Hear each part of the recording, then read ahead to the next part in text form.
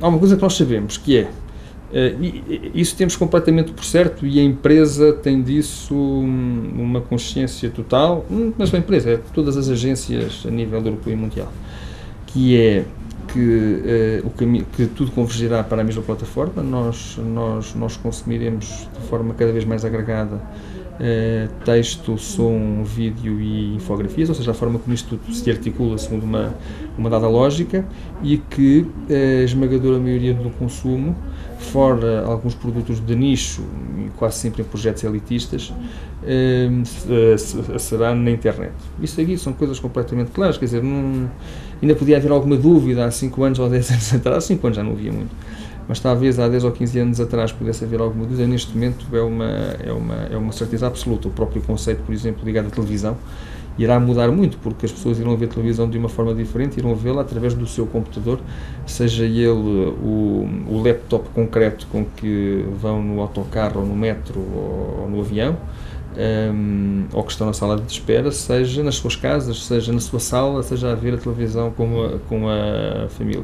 Há uma série de coisas que vão mudar, os horários dos programas, que nós ainda hoje nos orientamos, sejam eles os telejornais, as séries, os programas, os documentários.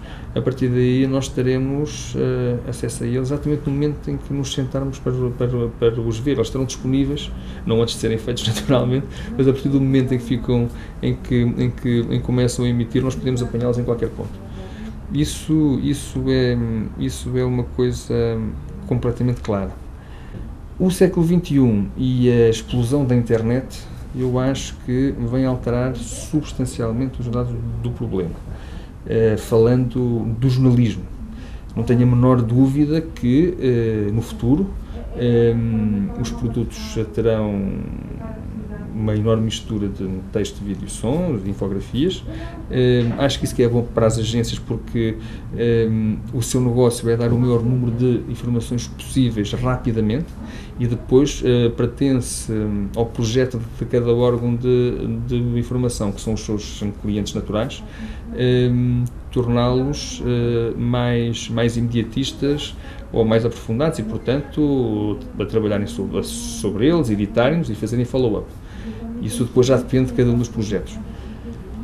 Sobre o jornalismo em concreto, há um problema que a internet veio trazer e que a mim me preocupa sobremaneira, e que é a independência, a autonomia do jornalismo tal como o conhecemos no século XX.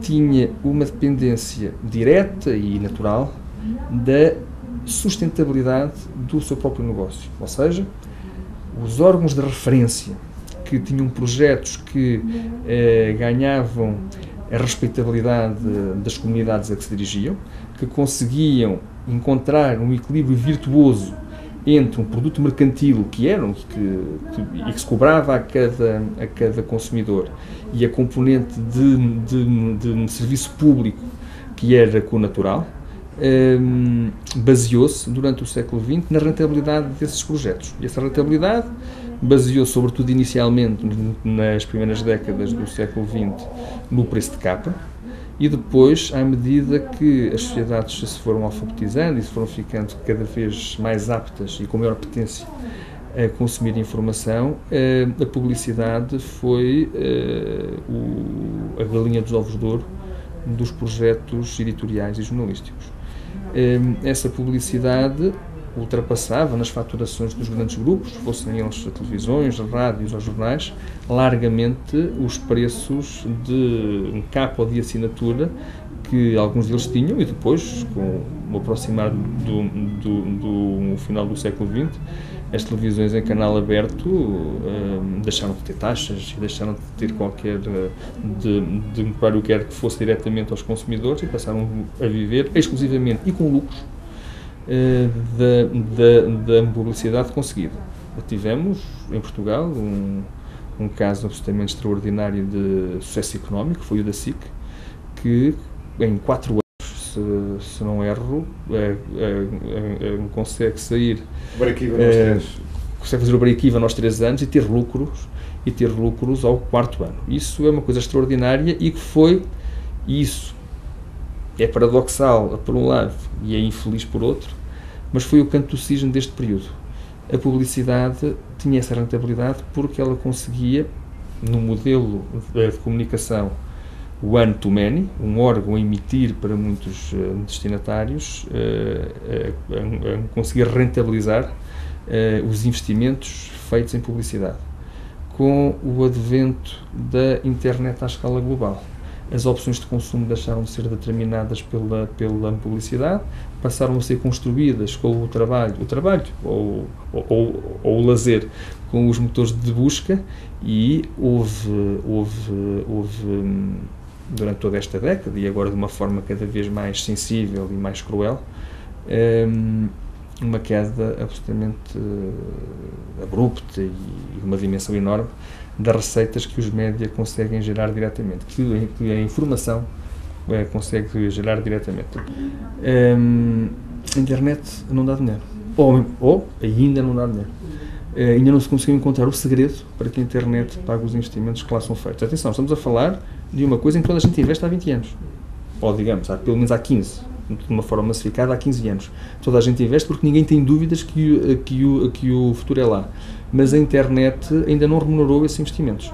As pessoas, e nós fazemos parte dessas pessoas, habituaram-se a andar na internet de uma forma completamente free, sem pagar.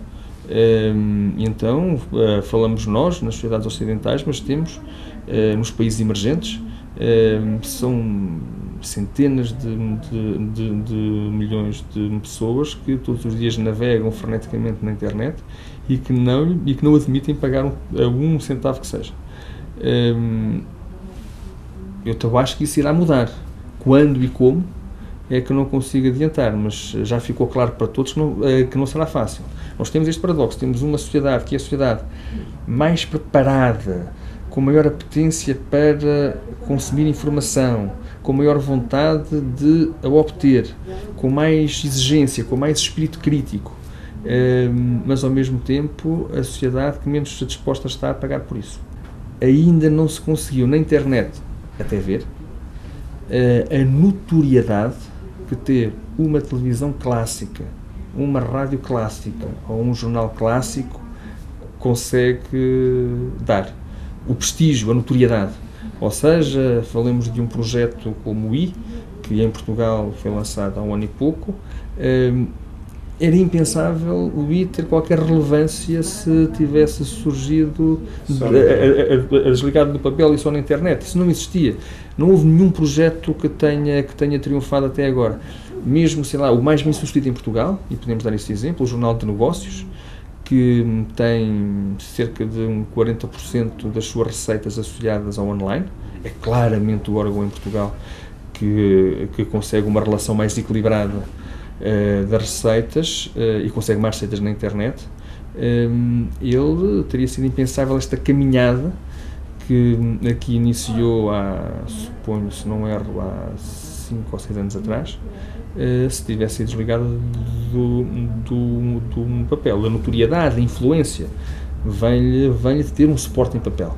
Portanto, estamos entre dois mundos. Há um que toda a gente sabe que está a acabar, mas ainda dá notoriedade e prestígio, e há outro que toda a gente sabe que é claramente o futuro, mas que ainda não dá dinheiro. É um período muito ingrato, e em que a comunicação social não se consegue pagar a si própria, não consegue remunerar os investimentos que faz. E, portanto, encontra-se em perigo, em crise. Pode-se dizer em crise, mas num sentido, eu diria, mais filosófico, e não apenas o literal, que também é completamente verdadeiro.